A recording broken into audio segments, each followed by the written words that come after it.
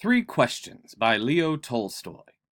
It once occurred to a certain king that if he always knew the right time to begin everything, if he knew who were the right people to listen to and whom to avoid, and, above all, if he always knew what was the most important thing to do, he would never fail in anything he might undertake. And this thought having occurred to him, he had it proclaimed throughout his kingdom that he would give a great reward to anyone who would teach him what was the right time for every action, and who were the most necessary people, and how he might know what was the most important thing to do. And learned men came to the king, but they all answered his questions differently. In reply to the first question, some said that to know the right time for every action, one must draw up in advance a table of days, months, and years, and must live strictly according to it. Only thus, said they, could everything be done at its proper time. Others declared that it was impossible to decide beforehand the right time for every action, but that not letting oneself be absorbed in idle pastimes, one should always attend to all that was going on, and then do what was most needful.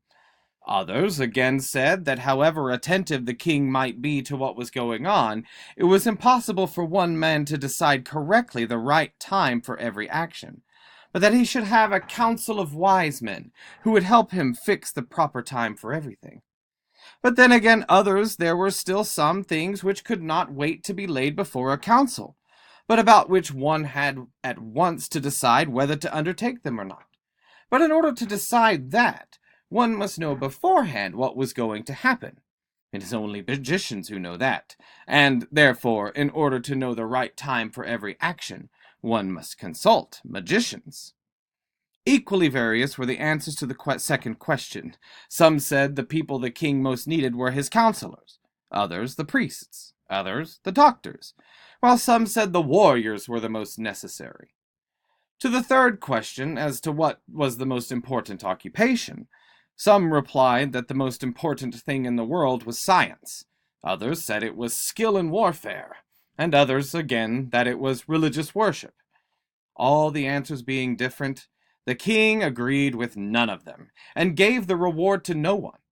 But, still wishing to find the right answers to his questions, he decided to consult a hermit, widely renowned for his wisdom.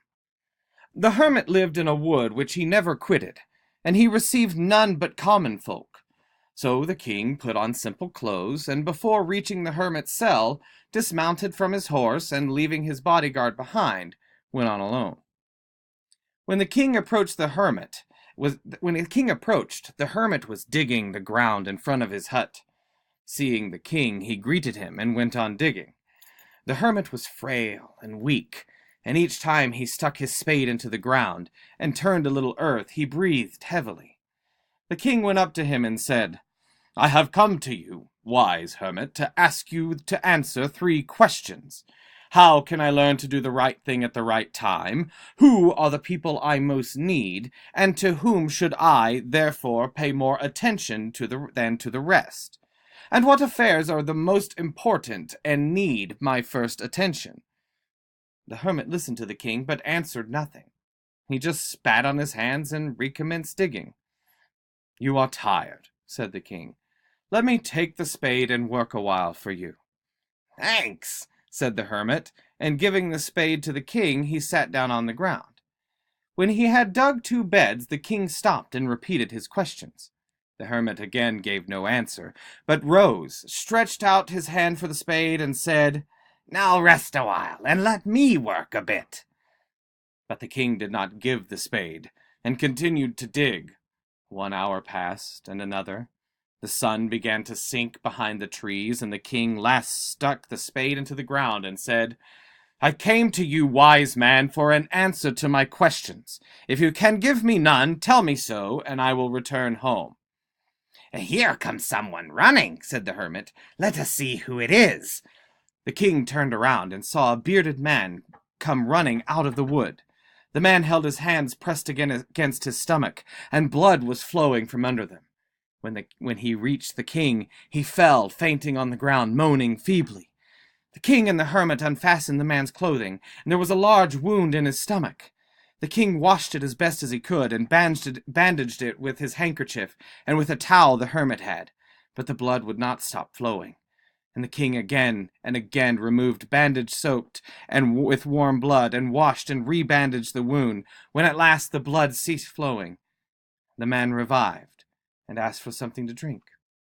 The king brought fresh water, and gave it to him. Meanwhile the sun had set, and it had become cool. So the king, with the hermit's help, carried the wounded man into the hut, and laid him on the bed. Lying on the bed, the man closed his eyes and was quiet. But the king was so tired with his walk and with the work he had done, that he crouched down on the threshold, and also fell asleep, so soundly that he slept all through the short summer night. When he awoke in the morning, it was long before he could remember where he was, or who was the strange bearded man lying on the bed, and gazing intently at him with shining eyes. "Forgive me," said the bearded man in a weak voice, when he saw that the king was awake and was looking at him. "I do not know you, and have nothing to forgive you for," said the king. "You do not know me, but I know you, and I am that enemy of yours who swore revenge himself on you, because you executed his brother and seized his property. I knew you had gone alone to see the hermit, and I resolved to kill you on your way back. The day passed, and you did not return. So I came out from my ambush to find you, and I came upon your bodyguard, and they recognized me, and wounded me. I escaped from them, but should have bled to death had you not dressed my wounds. I wished to kill you, and you have saved my life. Now if I live, and if you wish it, I will serve as your most faithful slave, and will bid my sons do the same. Forgive me." The king was very glad to have made peace with his enemy so easily, and to have gained him for a friend, and he not only forgave him, but said he would send his servants and his own physician to attend him, and promised to restore his property. Having taken the leave of the wounded man, the king went out into the porch and looked around for the hermit. Before going away, he wished once more to beg an answer to the questions he had put. The hermit was outside, on his knees, sowing seeds in the beds that had been dug the day before. The king approached him and said, "For the last time, I pray you to answer my questions, wise man." "You have already been answered," said the hermit, still crouching on his thin legs and looking up at the king who stood before him.